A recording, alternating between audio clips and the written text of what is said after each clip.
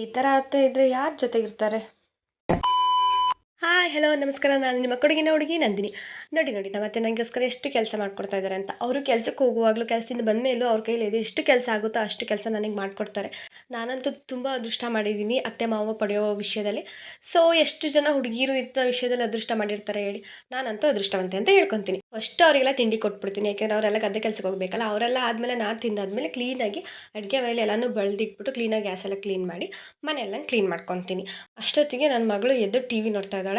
ಅವಳು ಎದ್ದೇಳೋ ಅಷ್ಟೊತ್ತಿಗೆ ನನ್ನ ಕೆಲಸ ಅರ್ಧಕ್ಕರ್ಧ ಮುಗ್ದಿರಬೇಕು, ಇಲ್ಲಾಂದರೆ ತುಂಬ ಕಷ್ಟ ಆಗುತ್ತೆ. ಸೊ ಅವಳು ಎದ್ಮೇಲೆ ನಾನು ಹಾಸಿಗೆನ ಕ್ಲೀನ್ ಮಾಡ್ತೀನಿ. ಆಟ ಸಾಮಾನು ಒಳಗಿರಲ್ಲ, ಎಲ್ಲ ಹಾಸಿಗೆ ಮೇಲೇ ಇರುತ್ತೆ. ಮನೆ ಹಾಸಿಗೆ ಕೆಳಗಿರುತ್ತೆ. ಯಾಕೆ ಗೊತ್ತಾ, ಪಾಪು 2-3 ಸಲ ಬಿದ್ದುಬಿಟ್ಟಿದ್ಲು. ಆ ಬಾಯಿಗೆ ನಾವು ಮಂಚನ ಬಿಚ್ಚಿಟ್ಬಿಟ್ಟಿದ್ವಿ. ಆಮೇಲೆ ಗೊತ್ತೇ ಇದೆಯಲ್ಲ, ಮಕ್ಕಳಿರೋ ಮನೆ ಎಷ್ಟು ಹರಗಿರುತ್ತೆ ಅಂತ. ಸೊ ಎಷ್ಟು ಕ್ಲೀನ್ ಮಾಡಿದ್ರು ಅದು ಕ್ಲೀನ್ ಅನಿಸೋದೇ ಇಲ್ಲ. ಆಗಾಗ ಕ್ಲೀನ್ ಮಾಡ್ತಾನೆ ಇರ್ತೀನಿ. ಸೊ ಈಗ ಅವಳನ್ನು ಫಸ್ಟ್ ನಾನು ಆಚೆ ಕಡೆ ಕಳಿಸ್ಬಿಟ್ಟು ನಾನು ಮನೆಯೆಲ್ಲನೂ ಕ್ಲೀನ್ ಮಾಡ್ಕೊತಾ ಇದ್ದೀನಿ.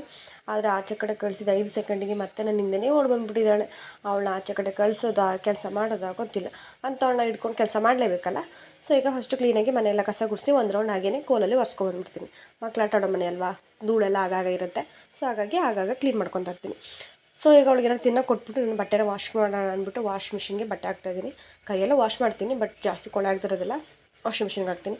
ಅಲ್ಲಿ ಕೆಲಸ ಮುಗಿಸ್ಕೊಬರೋ ಅಷ್ಟರಲ್ಲಿ ಇವ್ರು ನೋಡಿದ್ರೆ ಹಾಕೊಂಡು ಕೂತಿದ್ದಾರೆ ಒಂದು ಗಾಡಿನ. ಸೊ ಈಗ ಫಸ್ಟ್ ಒಂದು ಕಡೆಯಿಂದ ಕ್ಲೀನಾಗಿ ತೆಗೆದುಬಿಡ್ತೀನಿ. ಫಸ್ಟ್ ಇವ್ರು ಹೊಟ್ಟೆ ತುಂಬಿದ್ರೆ ತಾನೇ ನಮಗೂ ಹೊಟ್ಟೆ ತುಂಬೋದು. ಸೊ ಹಾಗಾಗಿ ಫಸ್ಟ್ ಇವರಿಗೆ ಹೊಟ್ಟೆ ತುಂಬಷ್ಟು ಕೊಟ್ಬಿಟ್ಟು ಆಮೇಲೆ ನಾನು ಒಳಗಡೆ ಕೆಲಸಗಳು ಮಾಡ್ಕೊತೀನಿ.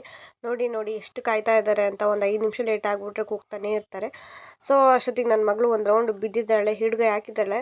ಈಗ ಅವಳ ಮಲಗಿಸ್ಬಿಡ್ಬೇಕು. ಮಲಗಿಸ್ಲಿಲ್ಲ ಅಂದರೆ ಫುಲ್ಲು ನನಗೆ ಕೆಲಸ ಮಾಡೋದಕ್ಕೆ ಬಿಡಲ್ಲ. ಅದಕ್ಕೆ ಈಗ ಅವಳನ್ನ ಮಲಗಿಸ್ತಾ ಇದ್ದೀನಿ.